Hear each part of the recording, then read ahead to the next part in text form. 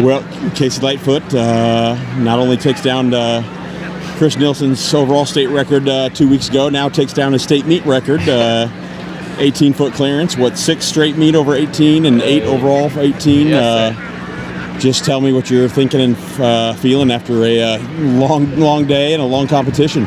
I'm pretty tired. I mean, I definitely waited for quite a while to come in, but I mean, all in all, I feel pretty good. I mean, I'm done with the high school competitions for now, and I feel pretty good. Well, what obviously on the phone we talked the other day, the goal was the record, but obviously it was more than the record. So you know, nothing's given at state. We see you know what happens year in and year out, and heck, meet in and meet out in the pole vault.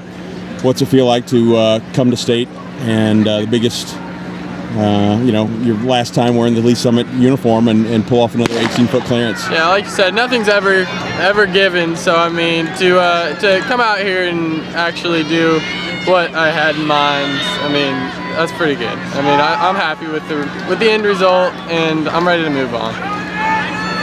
And you've been consistent over 18 feet now. We talked about it 6 times. You know, 8 times overall, 6 straight meets. What's the adjustments that you've been making to get over 18 consistently like you have been? Actually, I moved my run back to 9 lefts, and since then that's been every one of my 18-foot jumps. So I guess 9 lefts is working for me. And you're U.S. #2 all time. Yes. With your 18.5. Went for that 18.5.5. Looks like you hit the bar a couple times. What were you thinking going into that 18.5.5 attempt? Honestly, at 18.5.5, I was just kind of having fun with it. I was pretty tired, and I didn't really care if I made it, because I mean, I was happy with at least just jumping 18 and getting the win, of course. But yeah, I was just kind of messing around. Well, even after you cleared the meet record, I think 17.7, or was it 17.8, and then up to 18. Let's see, what was your progression? 17. I went 16, 17.1, 17.8, and 18. And even after like 17.8, I think you pretty much were ready to throw in the towel. I heard you say your back was hurting. You looked like you had got something in the eye on one miss. Your dust ping up, and it's almost like Seeger and your dad had to talk in to keep going. Tell me about how things played out. Yeah, my back was kind of hitting me. I was kind of hitting the ground on a couple jumps. I was landing in between the mats. And it was starting to ache, because I mean, I was taking off under too, so my back it takes a beating. So it was definitely bothering me for a while, but I mean, I could push through it. Yeah. Yeah. So it was easy to let them convince you to keep going? Oh yeah, it wasn't too.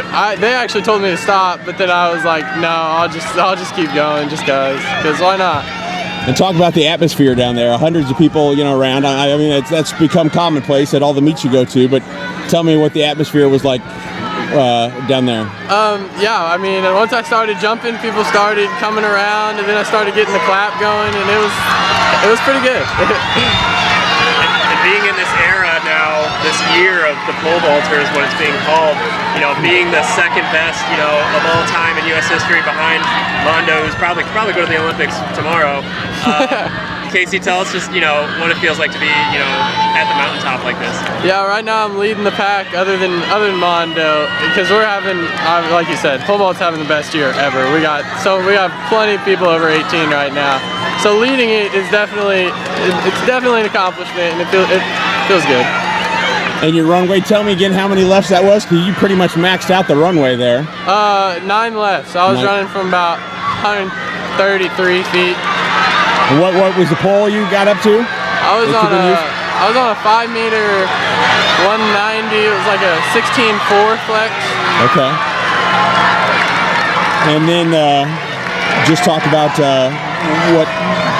where you go from here. Obviously, I'm sure if you don't initiate the call from Chris Nielsen, I'm sure he's probably already left a message or two on your phone. But tell me what before you hit Waco and Baylor in late August or August, what's the next month or two hold for you? I got a couple more meets. I have a meet in Albuquerque next weekend, and then I'm gonna do hopefully qualify for the World Under-20 team, because the qualifying's in Indiana. I'm gonna fly from there afterwards and go to New Balance too. But yeah, I got a few more meets, but not too many. What would you say was your one or two of the biggest keys to your success here? Obviously, you know, you're what are you 6'2", probably 6'1" and a half? About 6'2". What, you know, besides, you know, some natural ability, how have you gotten here? Tell me about what's behind all, you know, all the what we see and the all the 18-foot clearances. What have been the answer to get you where you're at now? The hard work. I mean, simple. I mean, yeah. I do a lot of. I work on it quite a bit. A lot more than people know or see. And talk to me about your competitiveness, because I think I remember at state maybe 2 years ago, and I think you were getting pretty frustrated and not happy when I think you went out earlier than you were hoping. And you know, I was like, boy, he's pretty serious. He's pretty competitive. Tell me about when you get in competition. Is that you think that's a fair assessment? Yes. I mean, we're all competitive. That's why we do it. I mean, that's part of the game. And it makes you jump higher, I think. Yeah. And well, what's how are you gonna celebrate? What's pig out with some junk food tonight, or just a little ice bath, or what's? Definitely not the ice bath. I took one of those last night. Okay. I'm really hoping food somewhere in the near future because I'm starving. And I'm getting in the hot tub later. So. And then lastly, obviously, we had an hour and a half or 2 and a half hour delay. Thankfully, it wasn't the 6 hours, 6.5 that we had last year that put you, finishing the vault at 10:30 at night. Tell me how you spent the delay and how you just managed that mentally. That having to just wait and push your start time all the way back. Well, actually, we were in the hotel playing Fortnite. Oh. I'm gonna be honest. But that's what we did. Yeah. So that didn't bug you mentally. That didn't throw you off the game, huh? That was fine. Yeah. Well, tell me, just last thing. Give me a couple shout outs to who are the most influential people that help you. Obviously, this isn't a one-man deal. There's lots of people that invest in you and build, raise you up to the pyramid of the peak that you're at now. Just talk about just a couple of those people, some of those people. Parents, coaches, and friends. It's a typical answer, but parents, I mean, they do everything. They buy my poles, they drive my poles, they come to meets. They coach me and all my friends for being supportive. I mean, normal. Yeah. Well, thanks. It was sure fun to watch, Casey. Appreciate the time, and good luck at Great Southwest next week, and in Bloomington in a couple weeks, and hopefully you'll be wearing that USA jersey come July. Yeah, thank you. Appreciate it.